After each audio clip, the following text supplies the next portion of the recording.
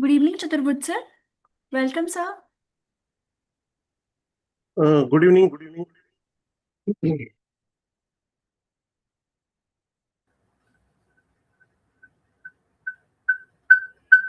Yes, am I audible?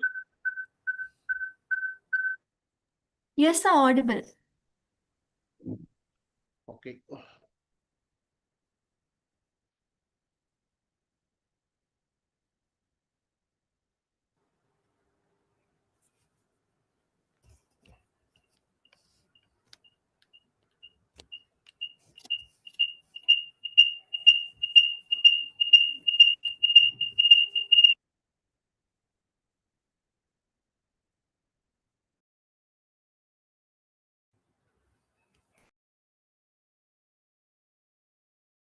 Good evening, Ruhi ma'am. Good evening. Good evening.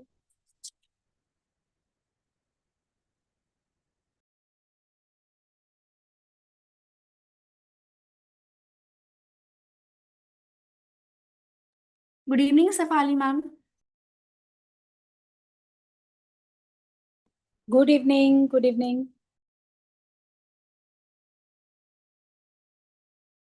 Chaturbhuj sir, shall we start, sir? Yes, sure. Okay, sir. So I think there is a lot of echo of voice happening. I don't know why. Is it from my side or the problem from the technical team? Please, can you check? Your side, the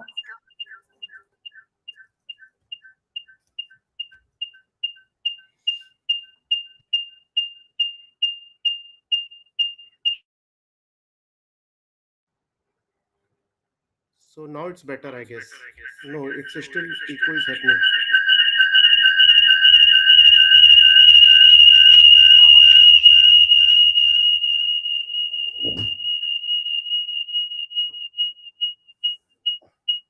sir, you are joining in two IDs.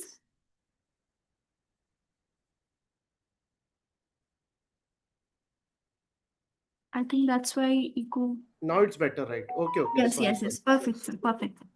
Perfect.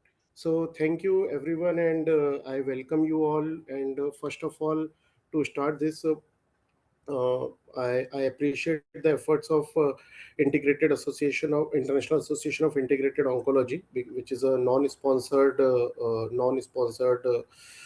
group to provide insight, and they are doing regular webinars on different sort of series. I think yesterday was lung cancer. Before that, we covered a lot of GI cancers, and today is the day of genitourinary cancer. So, at the outset, thanks for providing me this opportunity to carry forward this flow. I welcome Dr. Shefali, Dr. Ruhi, Dr. Neelam, Dr. Nivedita Sen, Dr. Shika Haldar, and Dr. Reshma Puranik as the esteemed panelists. Dr. Shefali, I worked with her. I had opportunity to work with her when I was in Delhi, and it's welcome, and it's a really pleasure to see you after such a long time. So, moving forward to this genitourinary cancers, we try to cover. It's very difficult to cover genitourinary cancers in a span of 1.5 to 2 hours. So, when I was given this task, I try to sort out what has been discussed in ESCO 2026, very latest, and so that we can pick up some chunk, and we come to the conclusion that which are actually the practice changing trials. So we divided our agenda into bladder cancer, kidney cancer, and panel discussion. From bladder cancer, we have two abstracts which are actually practice changing, and which might bring a lot of change in our practice in the coming decade, which will be discussed by Dr. Shefali. And for kidney cancers, again, there are two practice changing abstracts which will be presented by Dr. Ruhi Kumar. And after that, we will have a panel discussion. We are missing our surgical oncologist because of some unforeseen circumstances. He cannot join. And the panel discussion will consist of two cases. One is renal cell cancer, advanced RCC, and another is metastatic prostate cancer. So with this, we will try to cover most of the things. It's very difficult to cover actually in 2 hours all the three cancers. Still, we are not touching upon germ cell and non-germ cell tumors. So whole GU cancers are very difficult to cover. So anyway, without wasting much of a time, I would like to request the organizing team to take forward this meeting and invite Dr. Sefali. And I would request all the participants to feel free and to participate actively and ask whatever doubts they have at the end with the speaker. Thank you very much. Thank you very much, sir, for those insightful opening remarks and for setting the stage for today's scientific discussion. So we now move to our first scientific presentation. It's my pleasure to introduce Dr. Sefali Sardan, Lead Consultant Medical Oncology at Indraprastha Apollo Hospital and Apollo Cancer Center, Delhi. Ma'am, over to you. Yeah, thank you so much. Can I share the screen? Yes, sir. Yeah. Yeah, while I share my screen, I would like to thank Dr. Agrawal for this wonderful introduction. Really pleasure to meet you after so long time, even virtually. I think some sharing issue is okay. Right, I can see. Yeah, and uh, like you rightly highlighted that it's nearly not possible to cover all of the genitourinary cancers. Is my screen visible and am I clearly audible, I suppose? Yes, ma'am. Okay, so it's very difficult even to summarize total bladder cancer from BCG, say NMIBC to metastatic in 2026. Still, I will try to touch base each and every important trial and give you my take home. And I think questions can be discussed at the end. So, without wasting time, so I'll start the presentation. So, we are going to discuss bladder cancer in 2026 from BCG to ADC era with the highlight on those two abstract which Dr. Agrawal pointed out. So we all know that initial workup and the quality of TURBT actually matters in treatment of bladder cancer. And I mean, I will not discuss each and every point, but to highlight that presence of muscle in the specimen to see is very, very important. To label it as NMIBC or a muscle invasive bladder cancer, and certain features are important for the clinical staging in case of NMIBC, and that is how AUA risk stratifies the non-muscle invasive bladder cancer into low risk, intermediate, and high risk. And again, why this is important?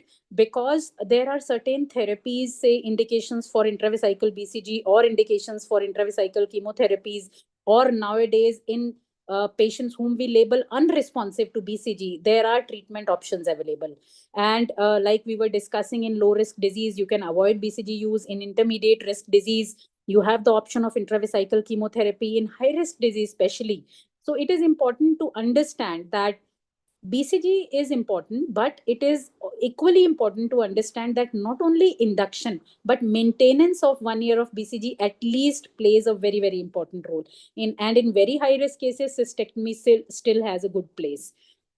Now, if you see the high risk NMIBC, the current recommendations by NCCN or AUA suggest that you have the options of BCG and radical cystectomy. Now, how to choose and select, and depends upon the cure rates and considerable morbidity involved with each regimen.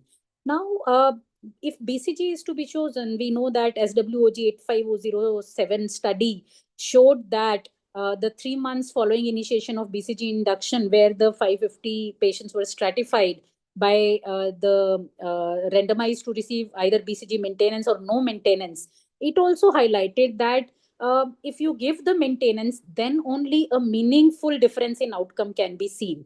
And that is how the CREST trial tried to see the addition of this PD-1 inhibitor, senselimab, along with BCG in the BCG naive high risk NMIBC. And they tried to see if this addition of this drug tries to give you a meaningful difference. Now, having said that, again highlighting the role of maintenance BCG, this trial randomized the patient population into three arms. The arm A included senselimab along with BCG induction and maintenance. B involved the immunotherapy plus BCG induction only, and arm C include the standard of care BCG induction and maintenance. And my take on this trial is CREST significantly improved EFS with a hazard ratio of 0.68, translating into 32% reduction in the risk of high grade recurrence, persistent CIS, progression, or death with estimated 3 years of EFS of 82% versus 74.8 in the standard of care arm, which was BCG induction and maintenance.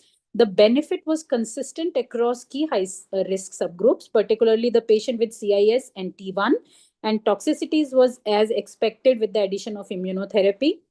It was overall a positive trial, which is yet pending the regulatory approvals along with the long-term OS data. But again, it highlights the importance of maintenance BCG because no significant difference was seen when this immuno was added to induction BCG arm only. Now, this new trial, which is Potomac, which tried to see durvalumab plus BCG versus BCG in high risk, BCG naive NMIBC patients. It included any high grade or grade 3 non-muscle invasive bladder cancer, any T1 or low-grade TA if they are more than 3 centimeter or recurrent or multifocal. Now, again, 3 arms, BCG induction and maintenance as the standard of care, but here we need to see the maintenance was and induction regimen was given total for a 2 years regimen rather than 1 year. Now, the standard of care arm, which was BCG induction and maintenance was 2 years, and the other arm included the immunotherapy addition of durvalumab to induction and maintenance versus induction only with immunotherapy. And again, the rationale to use immunotherapy was, which was utilized in both of the above trials, that we know approximately 30 to 40% of high risk NMIBC recur despite adequate BCG. BCG, however, induces local immune activation, but its utilization may be limited by adaptive immune resistance through the PD-1, PD-L1 pathway. That is why the inhibitors like durvalumab or which we saw sensalimab are required with BCG, and they are hypothesized to enhance the prolonged anti-tumor immunity. Now, Potomac was a phase 3 randomized multicenter study. The primary endpoint was DFS. Key secondary endpoints were high-grade relapse-free survival, progression-free survival, overall survival, and other parameters. Now, the question which they tried to address was, can PD-L1 blockade improve outcomes over standard BCG without unacceptable toxicity? And you can very well see it met its primary endpoint of DFS with the impressive hazard ratio of 0.68. And however, these benefits were also durable. Now, my takeaway and the clinical impact from this trial was it significantly improved DFS as compared to BCG alone. The greatest benefit was observed again when maintenance BCG was given with durvalumab, and durvalumab with induction BCG alone did not demonstrate same degree of benefit. It again highlights the importance that maintenance of immune stimulation is critical for the outcome. No major unacceptable safety signals were observed, and it supports the movement towards addition of immunotherapy over and above the standard of care. So long-term data is still awaited. Again, one more trial of BCG plus atezolizumab. Now here I want to just highlight, not going into much details because the point was to see the addition of immuno would help or not. Here the trial design will matter because it was a negative trial. Alban did not meet its primary endpoint of EFS. Now, why was Potomac positive and Alban negative? Probably because Potomac was at 2 years of induction and maintenance, while Alban was 1 year. Now, again, highlighting sustained stimulation through BCG may play a very important role in outcome, while addition of immunotherapy works here. Immune checkpoint inhibitors appear to require sustained antigen stimulation from BCG. The negative induction only arm of Potomac supports this. Both trials had different primary endpoints, like Potomac focused mainly on clinically meaningful high-risk events, while Alban included broader range of events like low-grade recurrences and the other outcomes. And again, the bottom line is the benefit may not be a simple PD-L1 class effect. So two immunotherapies may not be same, like we discussed at various timeline, various trials, various organs, and various drugs. Now, Potomac enrolled nearly twice as many as patients, providing greater power to detect modest treatment effects. So these are the probable thoughts about the difference between the two trials. Now, coming to one step ahead, what to do in high-risk NMIBC who are BCG unresponsive. The guidelines till date recommend that if they are unresponsive to BCG, there is no consensus. However, cystectomy holds true here. And this is how NCCN guidelines also endorse this, being radical cystectomy as the preferred option.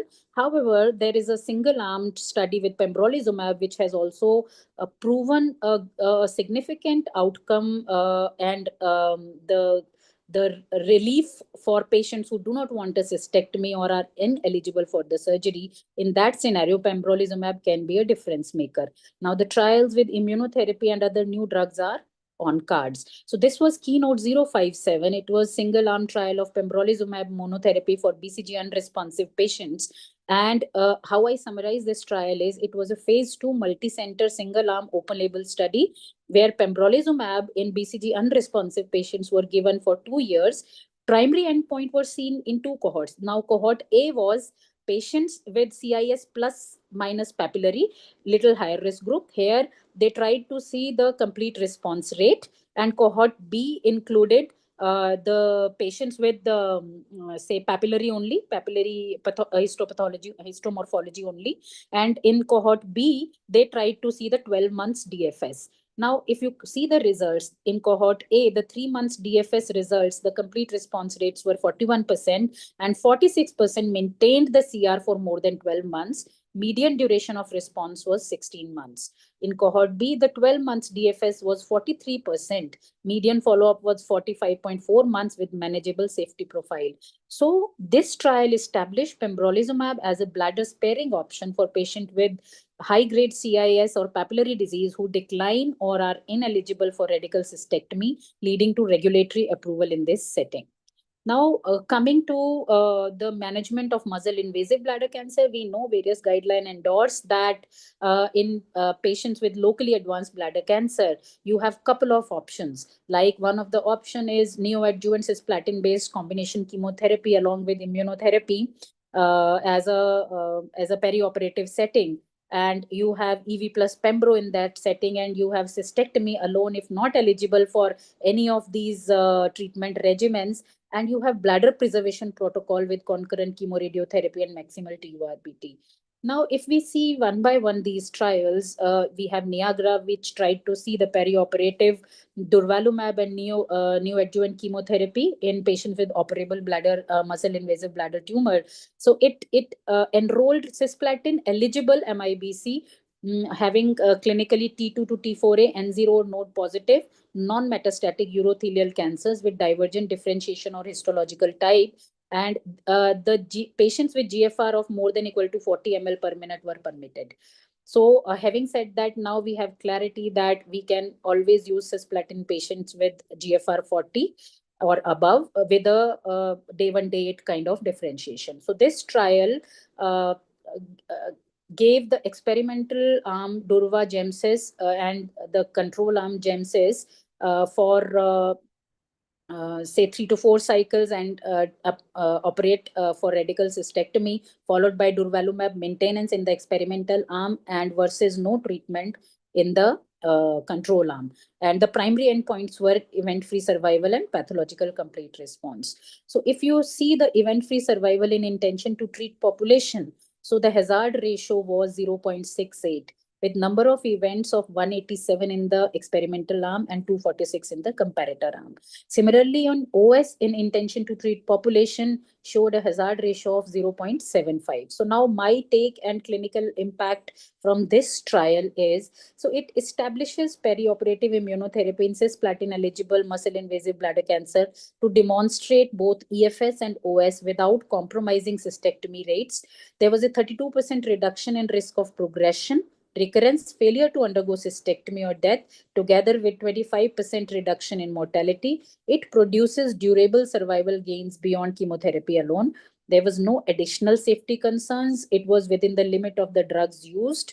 OS benefit makes it a practice changing. It establishes the peri-op chemoimmunotherapy as a new standard of care for fit cisplatin eligible patients with resectable muscle invasive bladder cancer and provides a platform for future biomarker driven treatment strategies. Now, the limitations of this trial were there was underrepresentation of patients with variant histology, upper urothelial tract carcinoma, and frail or elderly patients where you are thinking to use cisplatin or not. So having said that, important question remain regarding biomarker selection, necessity of adjuvant immunotherapy component, whether there is a need to go on in a PATCR patients, applicability to cisplatin ineligible patients, and long-term survivorship outcomes. So these are important questions which still need an answer. Now, if you see the keynote 905 EV303 perioperative pembrolizumab plus EV, so they included patients who were cisplatin and ineligible MIBC or cisplatin eligible who declined to have cisplatin in their treatment regimen. These patients were upfront, say, clinically T2 to T4 N0 N0 or the node positive NET, and they underwent maximal TURBT, good performance status, though they included PS2 also. And they were stratified according to the cisplatin eligibility subset, stage of the disease, and region of treatment. And these were included to give in a 1:1:1 randomized fashion to have pembrolizumab and EV. So I just want to highlight that 3 cycles of EV were given before surgery and remaining 6 cycles were given at least after surgery. So if we see the EFS by blinded independent committee review, so we can see that the curves are separating very well, and the hazard ratio for EFS was 0.4, which was very, very impressive. And if you see the OS and PCR curves also, the hazard ratio for OS was 0.5. So again, impressive. So patients, approximately say 57.1% of the patient had a PCR, never ever seen before. So this, my take home and clinical impact from this trial was it established EV and Pembro as a new global first line standard of care for most patients with advanced urothelial carcinoma, independent of the PDL1 status. Benefit was consistent across the key subgroups, including cisplatin eligible and ineligible. However, the eligible representation was less in this trial. It was irrespective of PDL1 status, high risk metastatic status like liver mets, and elderly patients. The major strengths of this trial was it is practice changing with chemotherapy comparator representing the historical standard. Improvement in both OS and PFS, nearly doubled median OS and substantial improvement in PFS was seen. Highest response and complete response rates ever reported in the first line metastatic urothelial carcinoma ever. Responses were rapid, durable, so valuable in high disease burden patient or symptomatic visceral mets. So this is also strengthened by this trial. Now, limitations was long-term follow-up was still maturing. Peripheral neuropathy remained an important concern while using EV. With the 9 cycles, and we will see subsequent trials now coming up trying to see whether 3 or 4 cycles is good enough, and once the patient achieves a PAT-CR, so do we really need to continue EV beyond that? And optimizing sequencing after progression remains uncertain. Now, if we come to keynote B15 EV304, which is an abstract to highlight, as Dr. Agrawal mentioned. So it utilized perioperative Pembro plus EV versus chemotherapy in cisplatin eligible patients. Cisplatin eligible MIBC. Again, T2 to T4 N0 N0 subset or node positive. Primary endpoint was to see EFS and PCR, and secondary endpoints were OS and DFS. Now, what they did was they again utilized at least 9 cycle of EV. 4 were given prior to surgery and 5 after surgery. Vis-a-vis control arm had a standard GemCis. Now, I'll not go into background and rationale. We know that it is an unmet need to have a PCR and OS and PFS advantage. That is why it was designed, and rationale shows that it needs to improve cure rates in muscle invasive bladder cancer by intensifying perioperative systemic therapy. So if you see the EFS as the primary endpoint, we see that there was impressive hazard ratio of 0.53. Now, median duration, total duration of therapy was 10.2 months versus 3.5 months in the control arm. So even chemotherapy is not easy to tolerate. And a safety profile raised this concern of neuropathy significantly with EV. However, they were as per the drug utilization. And if we see the OS and PCR, so we can see that again with the this the trial. So the strengths were that it was clinically meaningful endpoint achievement with excellent external validity. And however, the limitations remain that again, immature OS, no validated biomarkers, the cost and accessibility becomes a challenge. So once we move on from perioperative setting to somebody who has already underwent a surgery, now there are a couple of trials which try to answer that patients who did not receive immunotherapy upfront, is there any need to give it in the adjuvant setting? So Checkmate 274 tried to answer this in adjuvant setting in muscle invasive bladder cancer in patients who actually received neoadjuvant chemo or did not receive due to any reason. Say median cycle was 1 to 2, and these patients had a residual disease that was YPT2 to T4 or node positive. Basically, when these patients were analyzed in a central committee review, so majority of them were T3 T4 who were seen as a majority patients. And if you see the DFS in intention to treat and PDL1 positive patients, both of them had a significant difference in DFS. However, patients who were PDL1 positive, that is more than equal to 1%, had a significant improvement in the DFS. Hazard ratio was 0.58 in the PDL1 expressor, and in intention to treat population, it was 0.74. Now, similarly, Ambassador tried to use pembrolizumab and tried to answer its validity or efficacy in the adjuvant setting. Again, I will highlight couple of difference in both of the trial. That again, little bit of difference in the design of the trial. So these two trials independently demonstrated that 1 year of adjuvant PD-1 inhibition significantly prolongs DFS after radical cystectomy for high-risk muscle-invasive bladder cancer. However, Checkmate 274 has currently stronger evidence because of its double-blind placebo-controlled design and emerging OS benefit. While Ambassador confirms Pembro as an effective alternative, it showed a comparable DFS, but yet an immature OS is there. Now, again, important trial which I need to discuss is IMvigor 011. So this trial tried to answer whether the adjuvant therapy is the need for everyone, one size fits all or not, or do we need to select the patients who really need adjuvant immunotherapy. So this included YPT2 to T4A or node positive patients, particularly again majority of T3 T4A really, which made a difference. And they tried to subject the patients to patients who were ctDNA positive 6 to 14 weeks post cystectomy, and within the 21 months of cystectomy, they tried to randomize it to atezo versus placebo, and the ctDNA negative subgroup was subject to the surveillance protocol. Now, if you see the DFS and OS in patients who were ctDNA positive, the adjuvant immunotherapy with atezolizumab made a difference in DFS and DFS, and the long-term OS data is still immature, but you can see at interim analysis, the hazard ratio for OS was 0.59. Now, I will summarize again the clinical impact and take home with this trial. So it was the first positive phase 3 trial moving adjuvant therapy from one size fits all approach to molecular residual, that is MRD detected precision oncology pattern.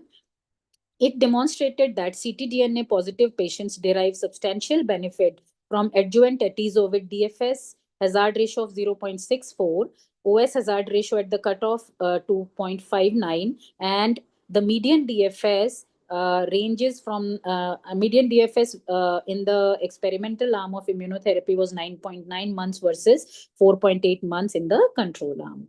And patients who remained persistently ctDNA negative had the excellent prognosis without adjuvant immunotherapy. That DFS was 95% at 1 year and 88% at 2 years. If we see this graph, this will explain investigator assessed DFS. And this supports the safe treatment de-escalation in this subgroup. Now, major strengths and limitations of this trial were it was practice changing, biomarker driven approach. It introduced precision medicine MRD based strategy in treatment of bladder cancer in the adjuvant setting.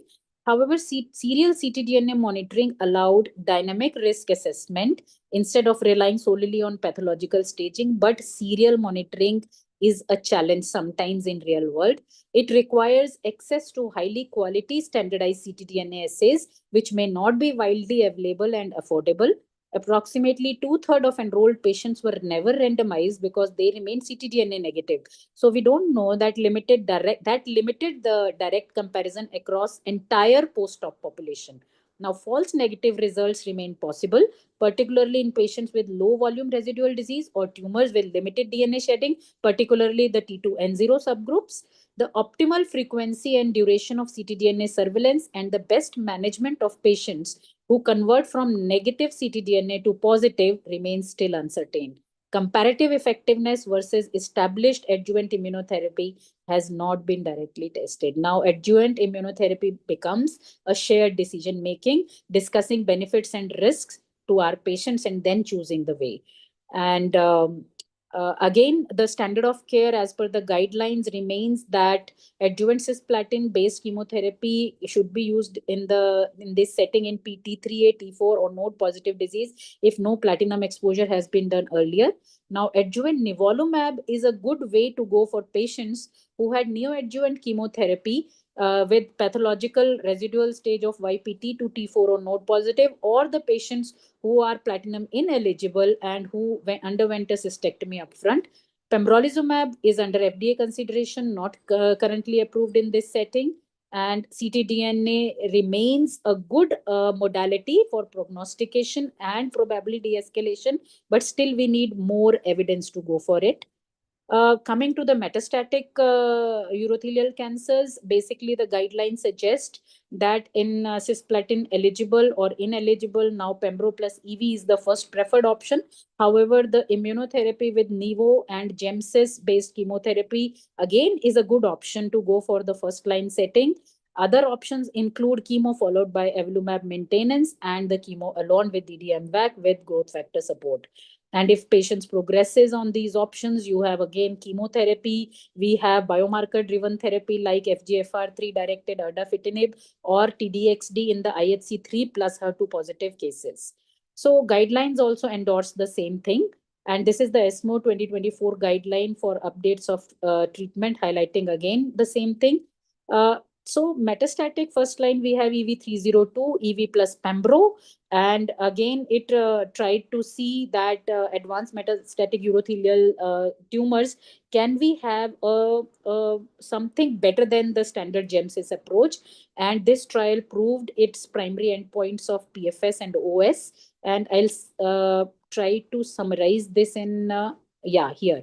So if you see the overall survival, the hazard ratio was impressive 0.47 and PFS hazard ratio was 0.45. Again, establishing EV plus Pembro as first line preferred category 1 option in treatment of metastatic urothelial cancers. Again, side effects remains a concern with EV as the major drug to have that peripheral neuropathy events and hyperglycemia. Now you have checkmate 901 in first line Nivo with first line Nivo and Gems. Do we have 2-3 more minutes? Now I'm just summarizing quickly. Yeah. Yes, please Okay, go ahead. okay. So this is checkmate 901, first line Nivo plus Gemcis. So the patient was randomized again with control arm as the standard of care Gemcis, and it involved nivolumab maintenance after a response after the 6 cycles. Now, if you see the results, the OFS and PFS benefit was consistent across most subgroups, including patients with PDL1 positive more than 1%. So irrespective of PDL1 status, the trial was positive. So you can see the response rates. It was 57.8% in the experimental arm versus 43.1% in the control arm. The more important thing to highlight here is the durability of response. If you see the 36 months OS rate, it was 29.6 versus 19.3, and 36 months PFS rate as 20 versus 4.9. Now, this is again important, interesting ADC, which was utilized in HER2 positive, that is IHC 1 plus, 2 plus, or 3 plus measurable disease metastatic urothelial cancers, and they randomized between disitamab vedotin and toripalimab versus chemotherapy. And you can see the progression free survival in difficult to treat subgroup with a hazard ratio of 0.36. And again, the tumor response and duration of response was durable, and this was the difference.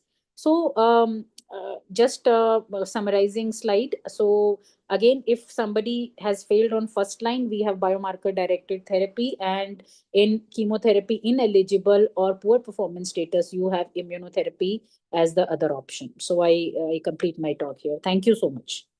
Yeah, I'll stop sharing just 1 second.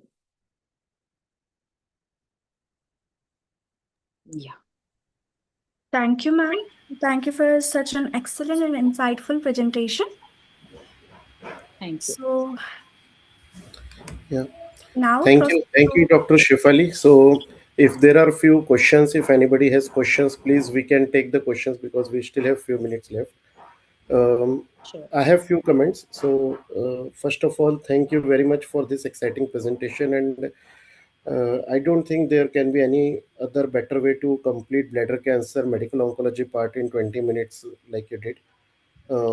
I have few questions like when we started our practice in the neoadjuvant muscle invasive bladder cancer, we all started with classical gemcitabine cisplatin based chemotherapy, and we used to segregate our patients as platinum eligible versus platinum ineligible.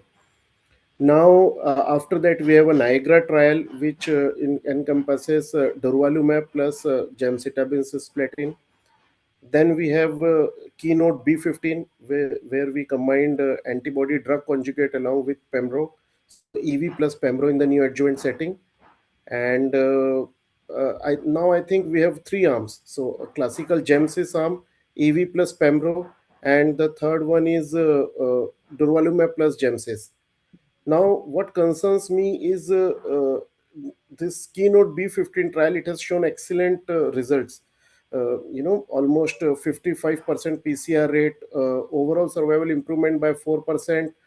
But what is concern is grade 3 adverse event. If you see in the trial, almost 75% patients they have grade 3 adverse events because we are subjecting them to dual high end molecules, antibody drug conjugate plus Pembro.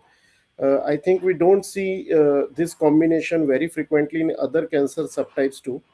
Although we see IO plus chemotherapy combination a lot of time. I mean, Keynote 522, we have lot of trials in lung cancer where we combine immunotherapy, IO chemo combination. So durvalumab plus chemotherapy was easily acceptable, I think, for most of the patients. So now my question is, suppose if you have a T3N0 bladder cancer, you have a muscle invasive bladder cancer, and now you want to choose the best neoadjuvant regimen, and you have Niagara, you have Keynote B15, and you have classical Gemcis. If we keep financial toxicity apart, if we think patient can afford anything, so how will you choose your regimen? So again, the concerns will be number one, accessibility, and I presume if it is accessible, then the concern will be the toxicity. So if the patient has underlying neuropathy concerns, of course, I mean we can forego with EV. And the second thing is now Durva plus EV combination, where they try to answer whether few cycles are good enough to achieve that response, because in EV plus Pembro trial also they had the durable sustained response. So is that good Yes. enough? How less is good? I think that remains a concern. So if we have that answer that only 3 to 4 cycles of EV are good enough to have that OS benefit, I think my vote would be for ADC plus immunotherapy beyond doubt. Now again the challenge becomes, say T3N0 particularly is a subset where we don't have much clarity. Heavy nodal burden we have, T3 with nodal burden we have. Now T3N0, I think select case by case basis we have the answer. But of course, given a choice, given we have answered that how less is good, I will choose EV plus immunotherapy as my preferred choice. Yeah, exactly. So And why? again ctDNA. So we have that much answer.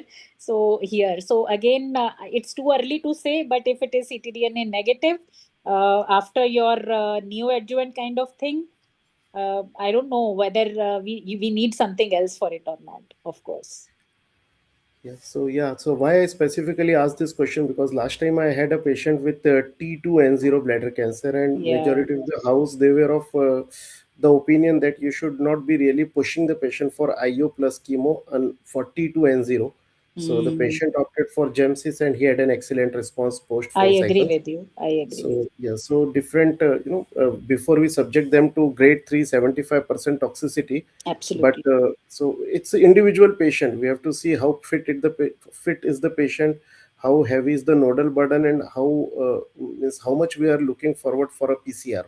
Absolutely. And last thing is Vigor trial, right? Like you rightly mentioned. But the most exciting part of IM Vigor 011 is the ctDNA negative patient. That was the Yes. most interesting finding. So Yes. ctDNA negative patients, if you see the overall survival, it was excellent. It was Yes. 100% overall survival at 12 months and 98% overall survival at 24 months without any adjuvant therapy. So, take home, like you rightly said, what I wanted to add is these two trials will become a practice changing trial in the coming decade. Maybe after a few time, we will have all the patients for antibody drug conjugate plus IO combination. We will be offering them as the neoadjuvant, particularly node positive. And for adjuvant, we will have ctDNA as our standard of care, so that we don't subject our ctDNA negative patients to unnecessary burden, both cost and side effect burden of immunotherapy. So Sure. that is from my side. Yeah, completely agree. Yes. Thank you very much. So if there are Thank any you. other questions, we can take, or we can move forward to our renal session. Thank you, Dr. Shefali, once again. Thank you so much. Thank you.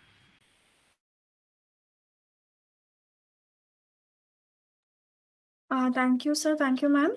And we now proceed to our next scientific session. It gives me great pleasure to invite Dr. Ruhi Kumar, consultant medical oncologist from Sashwat Hospital, Rajkot. Ma'am, thank you for joining us today. Over to you, ma'am.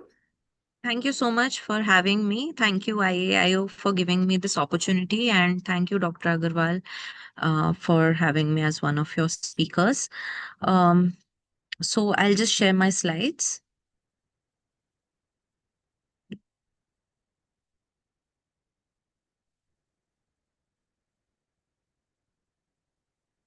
So are my slides visible? Not yet, ma'am. No, I think, yeah, now Yes, it's visible. visible.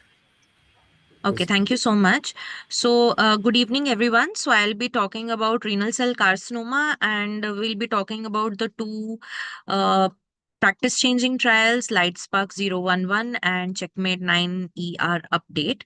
So, let's start with the LightSpark 011 trial. It all started with these three gentlemen. They published the practice changing paper, or like the concept or proof of concept paper of a HIF targeted VHL mediated destruction by this proline hydroxylation, and they won the Nobel Prize in 2019 for it. So basically, RCC, this is the hallmark of cancer angiogenesis that we try to target. And what happens in HIF1 inhibition, HIF1 alpha inhibition, which is the mechanism of action of belzutifan. So what happens is basically when there is more oxygen, this HIF1 alpha, along with VHL gene, it causes the degradation of the tumor cell. But when there is hypoxia and VHL mutation, basically the HIF1 alpha, the target, the action stays on, and it causes angiogenesis, inflammation, and more tumorigenesis, basically. And so basically, we can think about HIF alpha as a bat signal and VHL as like Captain Gordon responding to the bat signal. And when they work in sync, then the signal turns off and the cell remains in control. But if Captain Gordon is missing, then the HIF alpha or the bat signal remains on, and it activates the genes angiogenesis, tumor growth, and survival. So, belzutifan, it started with LightSpark 004, where the objective response rate was 49%, and it had a 67% ORR with longer follow-up, with a CR of almost 16% with deep and durable responses, and many patients were able to avoid surgery, which established the biological proof of concept. And then it was a LightSpark 005, which was the phase 3 randomized trial in previously treated advanced clear cell RCC, where the primary endpoint median PFS was met with improvement of 2 months, with ORR of 25% versus 5%, which was significant, and with a median duration of response 14.8 months versus 5.6 months, which was significantly improved, and it led to the FDA approval of belzutifan. And now comes the LightSpark 011, which is the the previously treated clear cell RCC, which is a combination of TKI with belzutifan. It's the first of its kind phase 3 trial, which was versus cabozantinib, where primary endpoint was met, and I'll be talking a little more about it. So median PFS benefit was around 6 months. ORR was 50%, almost 49% versus 31%, and median DOR was not reached. There was superior PFS response rates and durable benefit. So this was the design. So Dr. Robert Motzer et al.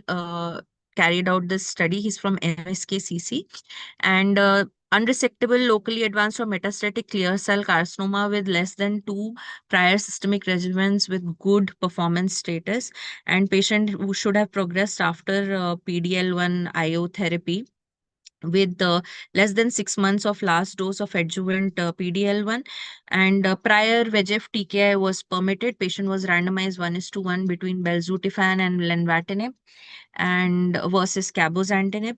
The stratification was based on the IMDC score and the line of treatment and the geography. The dual primary endpoints were PFS and OS. And the rationale for combining belzutifan and lenvatinib was basically that belzutifan causes less production of VEGF, and lenvatinib blocks the VEGF receptors. So basically, they cause a synergistic effect and a better tumor control with reduced angiogenesis and a slower tumor growth. So this were the updated LightSpark 011 results, where the median PFS was the primary endpoint, which was met, almost 4-month benefit, 4.1-month benefit, which was statistically significant with a hazard ratio of 0.7.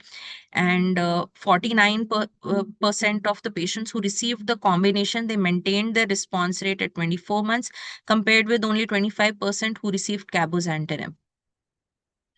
So this was the first phase 3 of its kind to evaluate HIF2 inhibitor and a VEGF TKI in combination, and it demonstrated first of its kind in RCC phase 3 trial to demonstrate improved outcomes with novel regimen with prior anti-PDL1 or PD1 therapy, which was allowed. Median PFS absolute benefit was of 4 months. ORR was higher with the combination, 52 months versus 52% versus 40%. Median duration of response was 23 months versus 12 months. And the OS data is still immature. It has an absolute difference of 7 months, and it's still not statistically significant. So we have to look forward to the further analysis. The overall safety profile was mentioned as similar in both arms. Most common side effects were anemia, hypertension, and diarrhea with the combination drug. And discontinuation due to adverse events was 17% with belzutifan, 21% with lenvatinib, and 11% with cabozantinib. So we do know that belzutifan and lenvatinib had a higher discontinuation rate.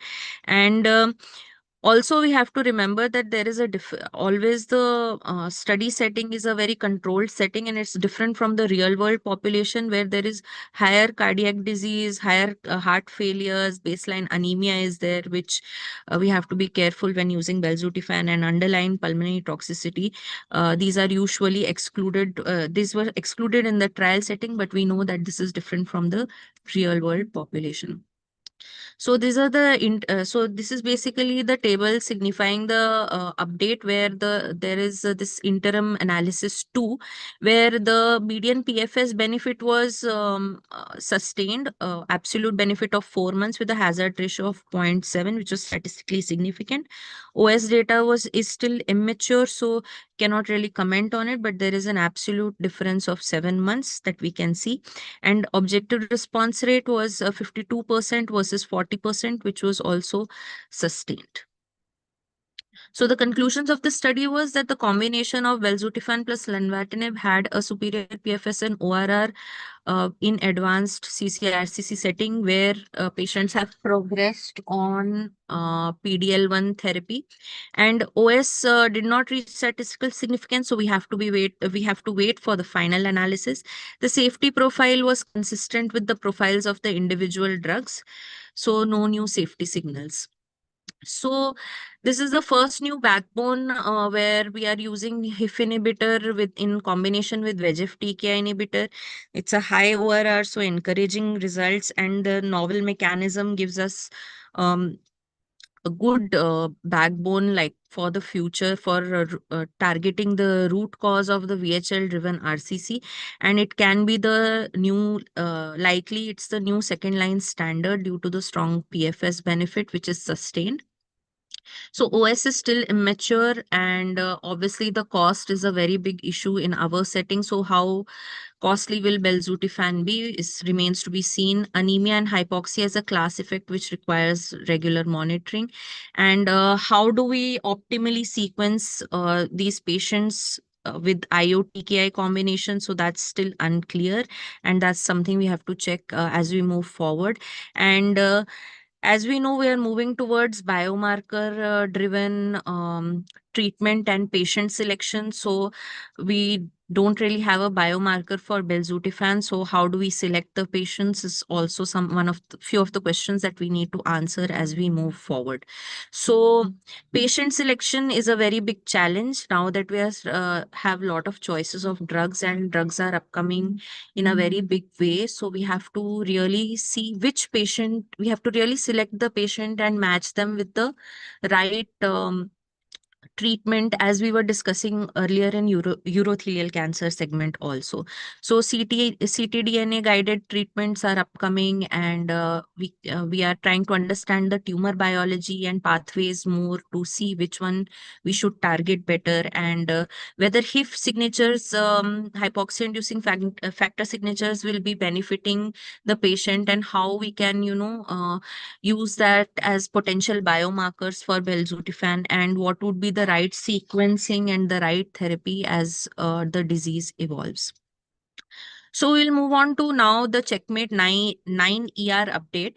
So basically, there is long-term survival results and durable responses, which is really great with this IO-TKI combination, which makes this a very important update. Basically, in the RCC journey, there was the VEGF era where we were first starving the tumor, then the IO era where we were awakening the immune system and educating the immune system to work against the cancer. Then we combined both the strategies with the IO-TKI era, and now we are able to have long-term data, long-term survival outcomes with this combination, which really helps us to give this new standard to our patients. So why cabozantinib? We have to remember that cabozantinib is a multi-TKI, which not only targets the VEGF and the MET and AXL, basically also contribute to immune escape, promoting invasion and distance spread and VEGF resistance, enabling alternative pathways for tumor survival. So that cabozantinib targets those things, and it remodels the tumor microenvironment, which makes makes it a very good choice for combination with IO. So nivolumab was combined with cabozantinib, where cabo remodels the tumor microenvironment and nivolumab unleashes the immune attack. So this is just an analogy, like cabo breaks the castle walls and nivo sends the soldiers inside. So it causes a good effect where the two drugs are stronger together. So this was the study design of Checkmate 9ER, where previously untreated advanced or metastatic RCC with clear cell component and any IMDC group. So one of the stratification factors was IMDC risk score, were given randomized 1:1 in Nivo Cabo versus sunitinib, and primary endpoint was PFS, where secondary endpoints were OS, ORR, etc., safety, etc. So this was one of the initial PFS graphs where we had a median follow-up of 17-18 months. This was published in 2021, where the median PFS was around 16 months versus 8 months. This was seen to be sustained at at a long-term follow-up of 67.6 months, median PFS of 16 versus 8 months, with a good hazard ratio of 0.58. So this was one of the updates, the median OS, where the PFS benefit had translated into the overall survival benefit of 9 months, and ORR was so 46 months versus 35 months, almost 9 months, with a hazard ratio of 0.79, which is statistically significant. And ORR was sustained 55% versus 27%, and median duration of response was 22 months versus 15.2 months. So the probability of remaining in response after 60 through the 60 months with the cabozantinib nivo combination was 22 months versus 10 months for sunitinib. The complete response rate was higher, 14 months versus 14% versus 4%, and progressive disease rate was lower. Median time to treatment discontinuation was around 21 months versus 8 months.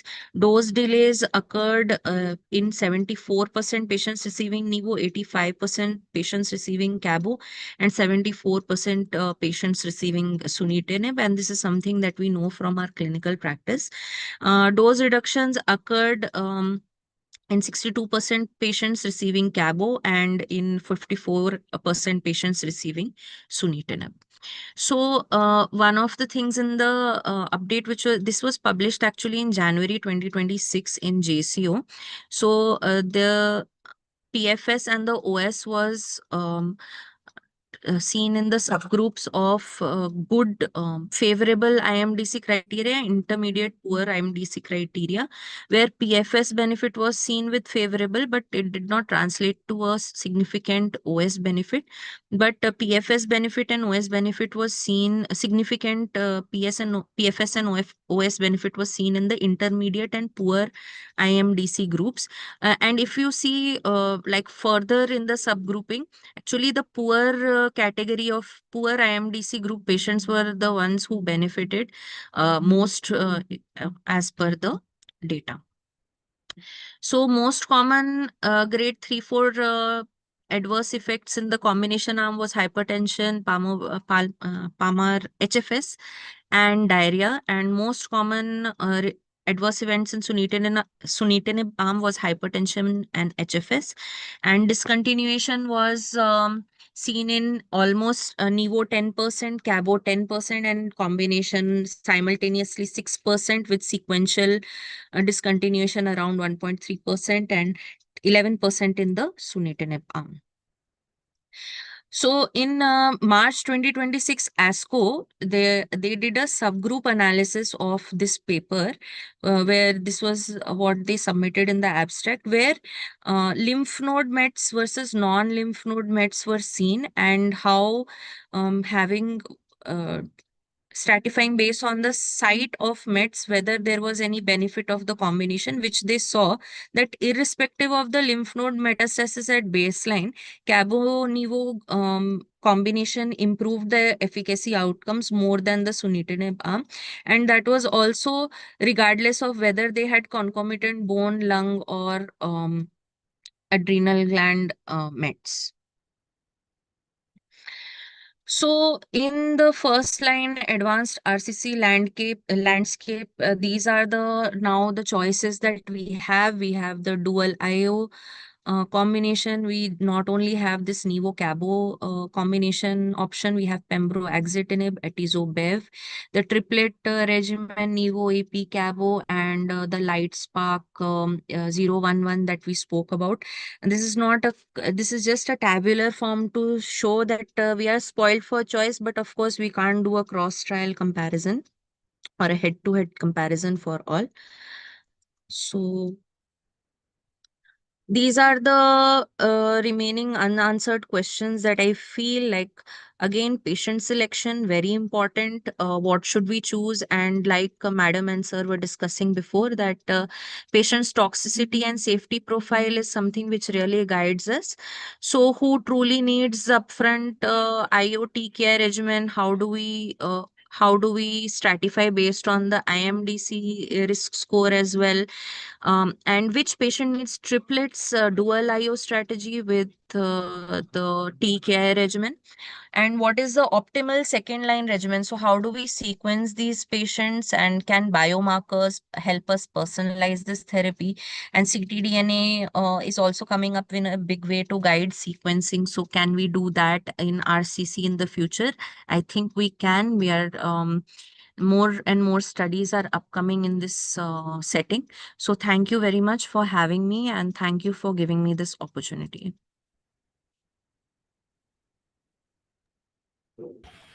Thank you very much, Ruhi ma'am, for an outstanding presentation and for sharing the latest evidence in renal cell carcinoma management.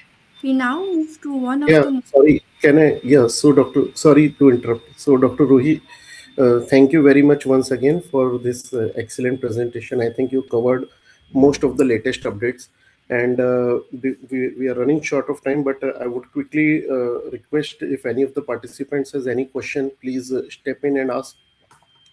And I would like to ask you, so initially when we started our practice, it was sunitinib versus sorafenib. Then we have sunitinib, pazopanib, and then the IO stepped in, and now we have a lot of IO combination, IO VEGF TK combination, and a lot of things. So right now we have Nivo cabozantinib or pembro lenvatinib combination in the first line. Second line followed by cabozantinib. Somebody has used Nivo EP or Nivo lenvatinib combination in the first line. Now, as you mentioned rightly, LightSpark 00011 could be a practice-changing trial, but what concerns me is the OS data is still not matured. So, suppose in future, if we don't see a OS benefit, then the major question is: are we going to subject our patient to financial and physical toxicity of belzutifan for a 4 months PFS benefit? So that is the most important thing, which is difficult to digest. And if we talk of Checkmate 9ER long-term update, I think Nivo cabozantinib combination is doing far more better. Now we have a 56 months of follow-up and almost 4 years of overall survival. So my question to you is, suppose if you have a newly diagnosed metastatic RCC with multiple bony metastasis, so now will you still prefer pembro lenvatinib combination, or you are relatively inclined towards Nivo cabozantinib combination after Checkmate 9ER update? That is one thing, and I want you to keep in mind about this belzutifan combination for the same patient in second line. So how will Uh, you take this? So thank you so much, sir. Actually, the heart of your question is sequencing, because as we move to, so first of all, we have to, I'm sure the studies are happening where belzutifan is now being tried in previously untreated treatment naive patients. So we can see how it does in first line. OS data is still immature. I agree with you. Again, that will tell us how we can optimally sequence the patients. And again, financial toxicity for 4 months is something that we practice in our regularly in our practice. We have to tackle such questions, so we take a informed choice with our patients. Like we talk to our patients and like discuss with them how what we can do and what are the options available. If I had a patient with metastatic RCC with bone mets, I would see the other toxicity profiles, but Nivo-Cabo has the best and the strongest evidence, and that is very well tolerated in our practice with least treatment discontinuations and delays. So that's something that I would prefer in my practice over Pembro Axi or Pembro Lenva, because Lenva in the RCC dose we usually are unable to give to the patient. So that is also something that we have to consider.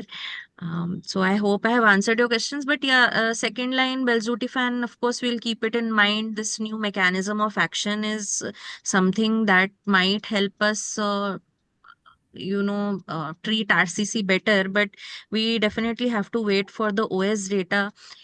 Sir, PFS as a surrogate marker for OS is again a very controversial, I mean, very well debated topic. So 4 months is less, but selecting patient is the thing. If poor IMDC risk scores are there, then definitely I would uh, think of giving them the newer treatment regimens, because that's how they are benefiting in those subgroups.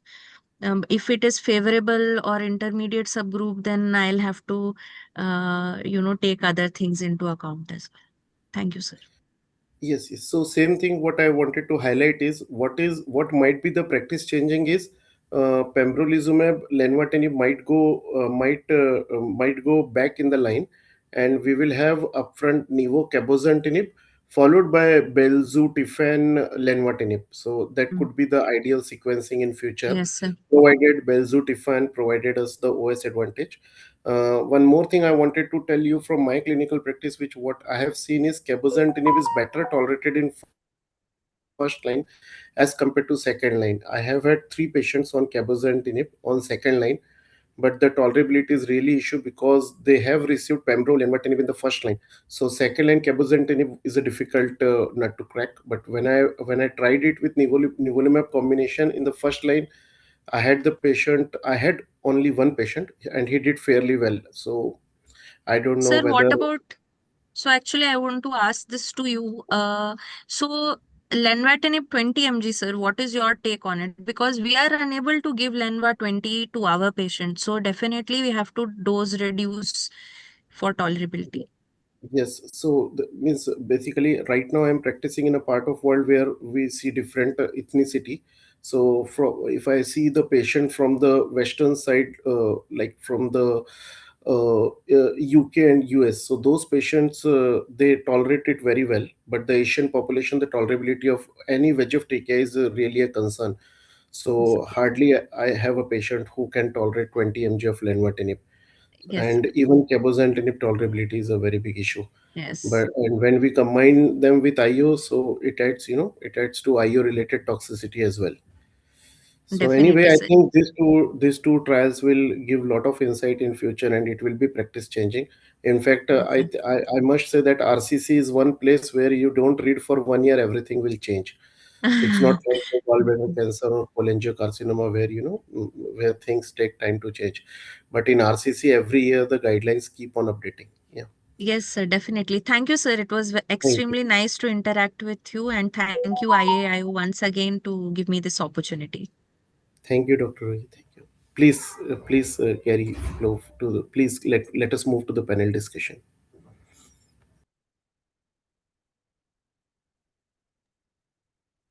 Thank you, ma'am. Thank you, sir. We now move to one of the most interactive segments of today's program, the panel discussion. It's my pleasure to welcome our moderator, Dr. Nilan Singh, Assistant Professor, Medical Oncologist, AIMS Bhubaneswar. Joining her as our esteemed paneler, Dr. Nivedita Sen, Consultant Medical Oncology, R.N. Tagore Hospital, Kolkata, and Dr. Reshma Poranik, Consultant Medical and Hemato-Oncologist, Apollo Hospital, Pune, and Dr. Shikha Haldar, Consultant Radiation Oncologist, Sri Gangaram Hospital, Delhi. A warm welcome to all our distinguished experts. Without further delay, I invite Dr. Neelam Singh to kindly moderate this panel discussion. Over to you, ma'am. Good evening, everyone. Is my slides visible? Yes, ma'am, visible. Okay, great. So I would like to thank the organizers for the opportunity. So without any further delay, so let's go ahead with the panel discussion. So I'm going to be discussing two cases followed by some evidences. There'll be one metastatic castrate-resistant prostate cancer, and the second case is going to be one advanced metastatic RCC.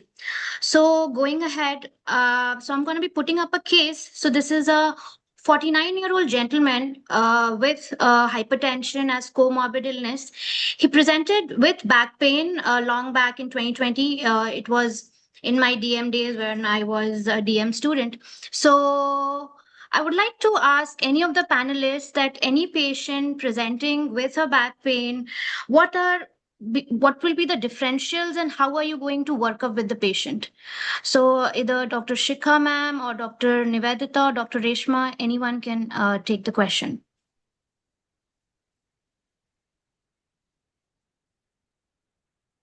So I think, hello, I'm Dr. Yes. Nivedita. So I think to answer this question depends upon what is the age of the patient and if there is any other symptoms present or not. So considering if somebody who is elderly with back pain and if there is any changes in the blood, there is anemia or if there is renal failure, increased creat. So one of the multiple myeloma can be a differential in my diagnosis, or CA prostate with a extensive bone met can be another one, or it can be any patient with a smoking history. I can think of any other metastatic disease like lung CA with extensive met, or it could be and renal cell carcinoma with extensive mets as well. So I need to see those parameters and work up accordingly to reach to the final diagnosis. Right. So what will be your imaging of choice that you would be doing for this patient, and then how would you be like, what will be your further workup that you would do? So I think I would like to go ahead with if there is only low back pain is the presentation, then first initial I would like to go ahead with an MRI of spine with a screening of the whole spine. And apart from that, I will look at the tumor markers as well. I will look at the serum protein electrophoresis, another part. And if there is other symptoms, if the chest symptoms are persisting, I would go ahead with a chest CT or abdominal CT if there is any history of hematuria or a flank pain or anything. So MRI spine followed by the symptoms, and accordingly I'll choose my investigation of choice. And if anything obvious in the blood parameters, I can go ahead with a PET CT as well. Great. So for our patient, so we went ahead and we did an imaging for him. So he in his imaging there were multiple vertebral mets, there were pelvic mets. He also had a supraclavicular node, and then we went ahead with the biopsy that revealed a metastatic acinar adenocarcinoma prostate with a Gleason score of 4+5, grade group 5, and the upfront serum PSA was 6549, and he also had a left distal ureteric lesion. Since he also had one peritoneal nodule, so we went ahead and did a biopsy from the peritoneal nodule as well, and that turned out to be positive for prostatic malignancy.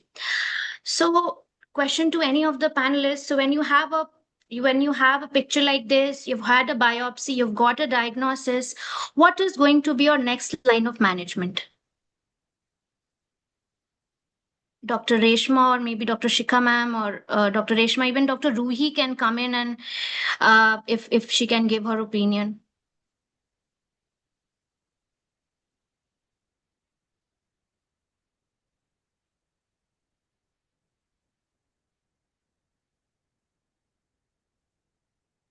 Ma'am, Ruhi ma'am and Shikha ma'am and Reshma ma'am are not able to join.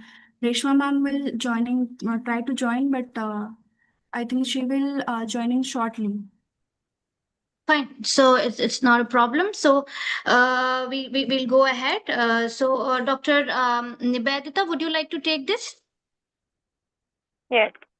So I think as she was already started, so it's a small peritoneal nodule with a high PSA. It is a diagnosed case of CA prostate with extensive bone lesion and along with a small peritoneal nodule. So I think with this much, he needs some symptom relief with a very high PSA level. So as per the definition of the high risk, as per the high volume disease, although there are more than 4 meds, so I can go ahead with the docetaxel chemotherapy along with ADT and docetaxel can be of choice. And as per the recent data, newer thing, I would go ahead with the triplet therapy. Absolutely perfect. So for our patient, we had started the patient on bicalutamide, goserelin, and then that was followed up by 6 cycles of docetaxel. And then following which, we can see that the serum PSA had come down to 3.3. So then we had continued the patient on bicalutamide and goserelin for 9 months. And then in February 2022, we had seen that there was some increase in the PSA levels that was noted.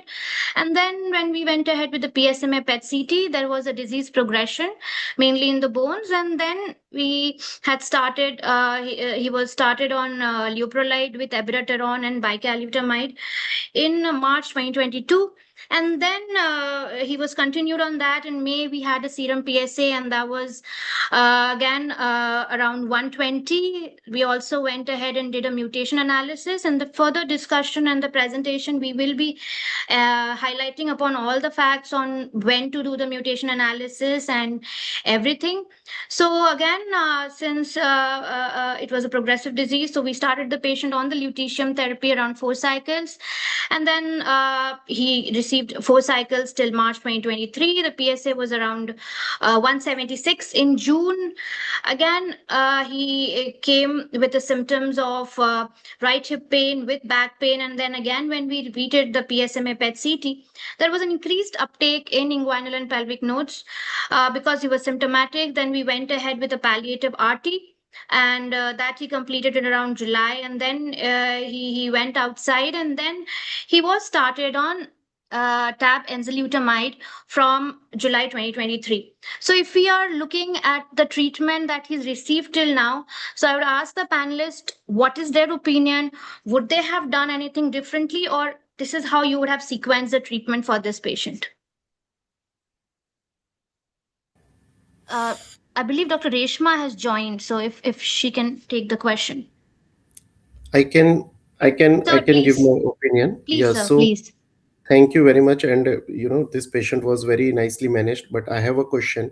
So Yes, sir. had it been in 2026, if we have a patient who is ECOG-PS1 with a polymetastatic upfront metastatic disease at diagnosis with multiple bony lesions, no contraindication to triplet therapy.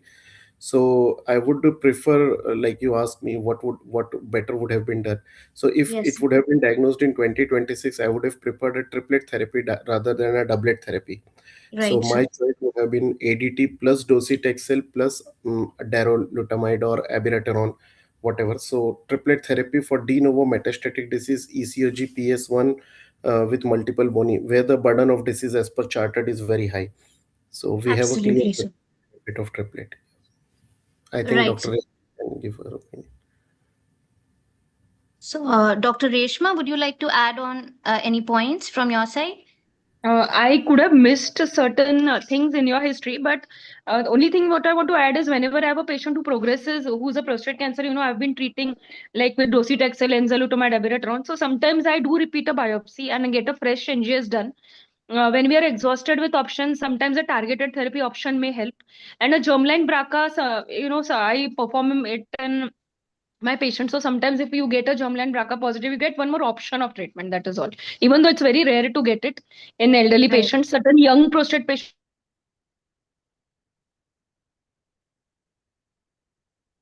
Dr. Reshma, you're not audible.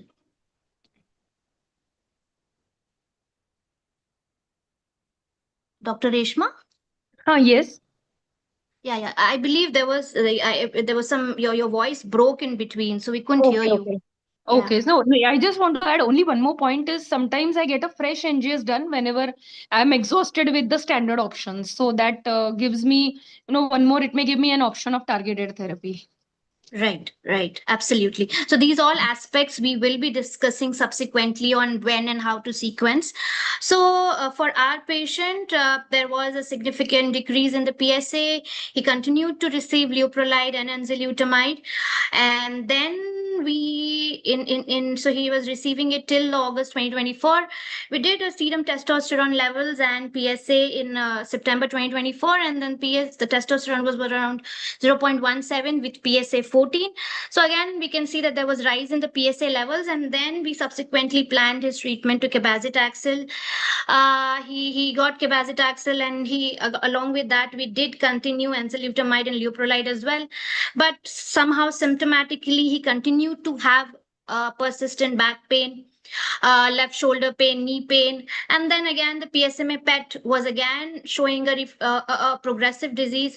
So again, because we had kind of exhausted with all lines of treatment, and then at that point of time, I mean, we were at a government setup, so because we had kind of exhausted all lines of treatment, so we had started the patient on phosphosterol, and then to give him some symptomatic relief, we gave him some palliative RT, and then but his PSA levels were still high.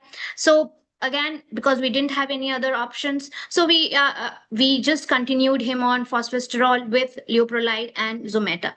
So yeah, this is way back in 2025. So I would ask the panel, and if Dr. Chaturbhuj sir can also come in. So what else you think, sir? I mean, after that we have kind of exhausted everything else, and we also have seen that the mutation analysis was done and that was negative. What differently we could have done for this patient? I think we used whatever standard lines of therapies are available. As I mentioned, I would have started with triplet if the patient is diagnosed in 2026. But yes, in 2022, whatever was used was the standard of care. Now, since cabazitaxel was used, you have used cabazitaxel, you have used abiraterone, you have used, I hope, enzalutamide, leuprolide, phosphostrol. So I would like to check this patient for PSMA PET again. If patient is fit and eligible, I think PSMA directed radioligand therapy, lutetium PSMA therapy is one of the things which can be considered if there is no contraindication for the same patient. This patient has received a lot of therapy. He's young, but so we need to check adequate marrow reserve before we offer anything like lutetium therapy. uh, I would also like to do a NGS to check for MSI. If the Right. patient is MSI positive or TMB high, he is still eligible for pembrolizumab, irrespective, because we know pembrolizumab we can use irrespective of primary tumor subtype for all MSI high patients. And as Dr. Reshma rightly mentioned, we should check for both germline and somatic BRCA, or even HRD. So if it's positive, the patient can be offered olaparib or talazoparib. So these are the three options which I will keep in mind. One more off-label option is radium 223, because this patient has received palliative RT to hip, spine, and shoulder. I guess he had lot of bony pains. So for symptomatic bone only metastasis, there are no significant visceral metastasis as I can see. So radium 223 is the fourth option which can be given to palliate his symptoms. So that's all from my side. Absolutely. So going ahead, so a bit on what is exactly metastatic CRPC. So can anyone like take in like the exact definition of how do we define an metastatic CRPC, and how do we really, in your practice, what is the percentage of CRPC patients that you see, and how the conversion initially hormone sensitive and then castrate resistant. So in your practice, what is the percentage of patients do you see in your routine practice? Maybe sir can take, because he's in the other part of the world. So if sir can start, and then maybe we can go ahead with the others' opinions as well. So Thank you. So, prostate cancer, metastatic CRPC, the classical definition is prostate cancer which is progressing despite maintaining the castrate level of testosterone, which is supposed to be less than 50 nanogram per deciliter in the presence of metastatic disease, obviously. And the diagnostic criteria, I think patients should have both metastatic disease on conventional imaging and castration resistant progression. So we need to have testosterone level in the castration range and progressive disease with PSA progression. So that is biochemical progression of a castrate resistant prostate cancer. So that's for from the definition point of view. And sorry, I missed your second question So, was. so what is the percentage of patients do you like see in your routine practice, like the upfront, So like I I think mean, if you're seeing any the percentage of castrate resistant patients that you see in your I routine think practice? almost in if I cannot tell you the exact percentage, but yes, 25 to 30% patients they progress to castrate resistant disease at some point of their illness, in some point of their metastatic journey. Right, sir. 25 to 30%. Yeah. Right, sir. So maybe Dr. Nibedita, Dr. Ruhi, Dr. Reshma, anyone, if they would like to add up any point. Yes, so it depends upon the biology as well. So if it is what is my experience, I have seen a patient with high glycins and aggressive biology, they tend to progress more after initial response to treat when they are treated initially presented as hormone sensitive disease and eventually progress to hormone resistant disease. But in our practice, we see a lot of patient. Although Dr. Chaturbuj has mentioned, he has seen roughly 25 to 30% patient. But I think in my practice, I have seen that. Approximately 50% they had progressed to metastatic CRPC from HSPC, and mostly the who has high glycine score and with a heavy disease burden, they are the ones who have progressed early, or maybe the duration of response with hormonal treatment and was very less. So eventually approximately 50% of the patients they have progressed to CRPC from HSPC. Right. So yeah, I believe everyone like, but yeah, somewhere I believe somewhere between 20 to 40%, or maybe that's the range where we actually see where the patients do progress from an hormone sensitive to the the resistant disease.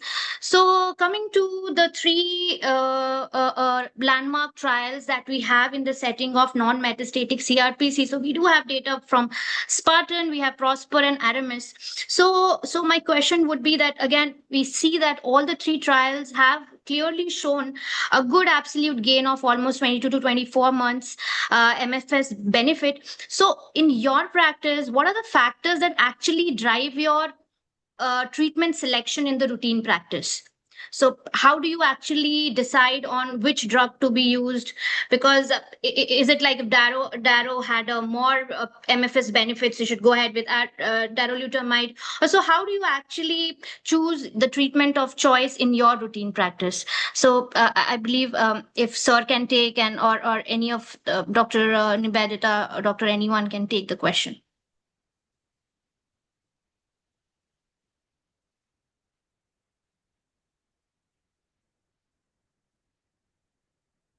Dr. Nibedita, Dr. Reshma, anyone? Yes, so I think if you look at the data in cases of like all the three drugs, they have more or less similar PFS benefits, as you have mentioned in your. It is clearly visible from your slide also that approximately the median MFS is roughly around 40 months. So and also the data is quite comparable, although there is no head-to-head comparison between these two drugs. So any of the thing, it depends upon the, like if the patient, somebody who is very elderly or somebody who has CNS disease, or because it depends on the side effect profile of the drug as well. Like enzalutamide, there is a chance of recurrent fall, or there is CNS symptoms. So if somebody who is having any CNS already neurologically compromised, I will not prefer enzalutamide in those cases. I would prefer Daro or APA. So it depends upon the side effect profile and also the patient's comorbidities and other condition. Because as far as the outcome is concerned, all three of them they have almost equal response in terms of MFS or in terms of response ORR. So absolutely. So exactly. So as we saw that almost everything was comparable. So again, I believe that maybe the patient selection criteria, the toxicity, and everything that actually does matter when we look at what agent should we choose. So again, if you I can think, see that yeah. on, yes, So, sir. Yes, sir. Please. sorry. I just wanted to make a point, like Yes, sir. Dr. Reshma said, or Dr. Nivedita said. So, if we have an elderly, frail patient who has a very high risk of fall, so enzalutamide is out of question, and we would prefer darolutamide by the in view of the fact that it has got the least CNS penetration across all the three trials. We cannot make cross trial comparison, but darolutamide has got the lowest fatigue rate, the frequency of fall in all the three trials. If we see, the darolutamide is the best agent for elderly and frail. If the patient has been on multiple concomitant medications, I think again darolutamide has been the preferred agent for those patients. uh, Obviously, if you have a young and fit patient, then any of the three can be used because the efficacy is similar, and we don't have any data or any strong point to suggest one over the other. If the patient is really young, fit, not on multiple medications, and patient does not have any neurological issues. um, Apart from that, obviously cost and formulary constraints that we have to see as per the availability. So that's the point which I wanted to highlight out of these three trials. Right, sir. So one question I would like to ask that as we can see in all the three Kaplan-Meier curves, so at the end in the tail, as you see that it turns, it's all converging at the end. So what do you think? Do you interpret it as that there is some kind of a waning effect of the treatment that is happening, or what is your comment regarding the converging of the tail that is happening at the end in all the trials? So what is your opinion on that? I think if we look at the separation of curve, it is almost similar for all the three, whether we take a Spartan, Prosper, or Aramis.